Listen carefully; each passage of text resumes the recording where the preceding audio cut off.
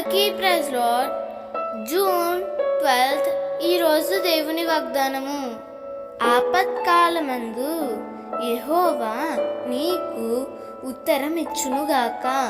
కీర్తనలు 20వ అధ్యాయం 1వ వచనము.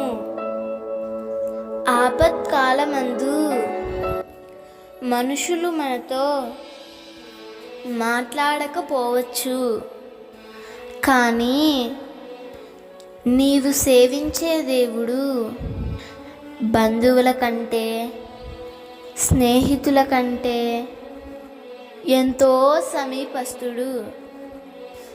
ఆపద సమయంలో నీతోనే ఉంటాడు. నిన్ను ఆదరించి నీ పరిస్థితులన్నిటినీ సరిచేయగల సామర్థ్యము నీవు సేవించే ప్రభు దగ్గరే ఉంది. అందుకే కృంగిపోకుండా విశ్వాసంతో ప్రభువుకు మొర్రపెట్టు. తప్పకుండా నీకు ఉత్తరం ఇస్తాడు.